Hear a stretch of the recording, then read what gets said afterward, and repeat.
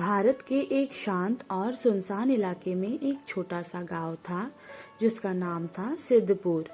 ये गांव चारों तरफ से घने जंगल से भरा हुआ था और यहाँ के लोग बेहद सीधे सादे और मेहनती थे। इस गांव की एक खास बात थी कि यहाँ हर रात एक अजीब सी घंटी बजती थी जिसका स्रोत आज तक कोई नहीं जान पाया था। गांव के बच्चे इस घंटी की आवाज से बेहद डरते थे और हर रात जब ये बजती वे अपने माता पिता के पास जाकर छुप जाते। गांव के बुजुर्ग कहते थे कि ये घंटी गांव की रक्षा करती है, लेकिन असलियत क्या थी ये कोई नहीं जानता था। एक दिन गांव के मुखिया राम प्रसाद ने तय किया कि वो इस रहस्यमय घंटी की सच्चाई का पता लगाकर ही मानेगा। उसने गांव के सबसे बहादुर युवकों को इकट्ठा किया और जंगल की ओर चल पड़ा। रामप्रसाद और उसके साथी जब जंगल के गहरे हिस्से में पहुंचे तो उन्होंने देखा कि वहां एक पुराना और टूटा फूटा मंदिर था।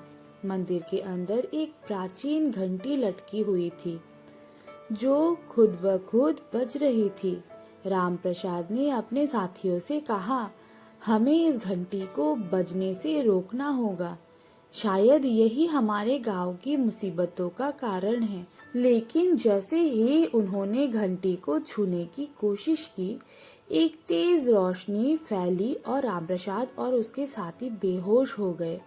जब वे होश में आए तो उन्होंने खुद को गांव से दूर एक अजनबी जगह पर पाया। वहां कोई भी घर या लोग नहीं थे, सिर्फ एक बड़ा सा पेड़ खड़ा था। रामप्रसाद और उसके साथियों ने उस पेड़ के पास जाकर देखा तो वहां एक शिलालेख था जिस पर लिखा था, यहाँ से वापस जाने का रास्ता नहीं है। वे सब घबराए हुए थे, लेकिन तभी उन्हें एक बूढ़ा आदमी दिखाई दिया। वो आदमी बोला, तुम लोग उस घंटी की सच्चाई जानना चाहते हो तो सुनो। ये घंटी इस गांव के लोगों की रक्षा करती थी, लेकिन एक दुष्ट जादूगर ने इसे श्रापित कर दिया। अब ये घंटी बजती है और जो इसे छूने की कोशिश करता है वो इस रहस्यमय जगह पर फंस जाता है। रामप्रसाद ने बूढ़े आदमी से पूछा, तो क्या हम यहाँ से कभी वापस नहीं जा सकते? बूढ़ा आदमी मुस्कुराया और बोला, एक ही रास्ता है। अगर तुम लोग उस जादूगर को हरा दो और घंटी को मुक्त कर दो तो तुम लोग यहाँ से वापस जा सकते हो। रामप्रसाद और उसके साथियों ने साहस दिखाते हुए उस जादूगर को ढूंढने का फैसला किया। उन्होंने आदमी से जादूगर के ठिकाने का पता पूछा और उसकी ओर चल पड़े। रास्ते में उन्हें कई अजीब और खौफनाक जीवों का सामना करना पड़ा, लेकिन उन्होंने हार नहीं मानी और आखिरकार उस जादूगर के किले तक पहुंच गए। वहां एक भयंकर लड़ाई छिड़ गई।